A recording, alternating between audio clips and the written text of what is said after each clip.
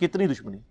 اس پہ ترا یہ کہ پھر باقاعدہ ایک خواب لکھا کہ امام احمد، یہ فضائل اعمال میں سر لکھا ہوا ہے کہ امام احمد بن حنبل رحمۃ اللہ علیہ نے خواب میں اللہ کی زیارت کی. جھوٹ.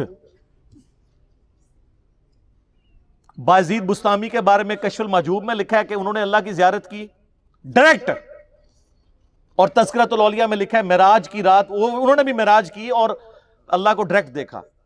ادھر تھوڑی شرم آئی، انہوں نے ایک سٹیپ نیچے لے آئے، خواب میں دیکھا. سر یہ خواب والا پیکج موسیٰ علیہ السلام کو آفر کیوں نہیں ہوا تھا؟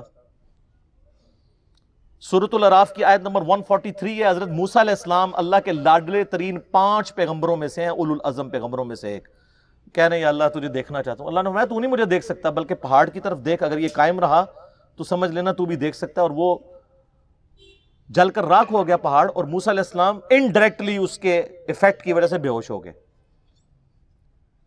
لن ترانی، تو مجھے نہیں دیکھ سکتا. تو اللہ تعالیٰ کہہ سکتا تھا کہ بعد میں نے احمد بن حنبل کو خواب میں زیارت کرانی ہے، تو موسیٰ پھر خواب والا پیکج، میں کہتا ہوں آج بھی کہتا ہوں موسیٰ علیہ السلام کو خواب والا پیکج آفر ہوتا نا وہ لے لیتے.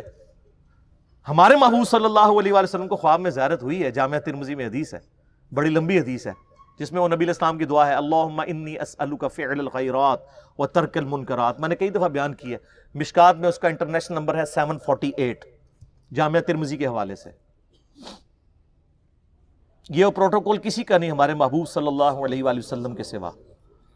تو کہتے ہیں جی احمد بن حنبل نے خواب میں اللہ کو دیکھا تو اللہ تعالیٰ سے کہا یا اللہ میں تیرا قرب حاصل کرنا چاہتا ہوں، تو اس کے لیے سب سے بہترین ذریعہ کیا ہے؟ تو اللہ نے فرمایا میرا کلام.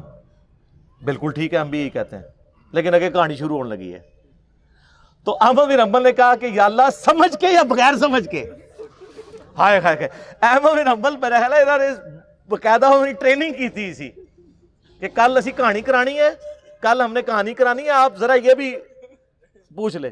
یہ لکھا ہوا ہے بھائی، اور پوچھ رہے کس سے؟ اللہ سے، جس نے سمجھ کے لیے پیغمبر بھیجا، ساتھ سب کچھ سمجھایا. وہ اس اللہ سے کسی کی جرت ہے یہ پوچھ لے کہ سمجھ کے کہ بغیر سمجھ کے؟ تو اللہ نے جواب دیا خواہ سمجھ کے خواہ بغیر سمجھ کے. استغفر اللہ واتوب الیہ. میں کہتا ہوں جی اس جھوٹے پر اللہ کی لعنت جس نے یہ خواب گھڑ کر امام احمد بن حنبل کی طرف منسوب کیا.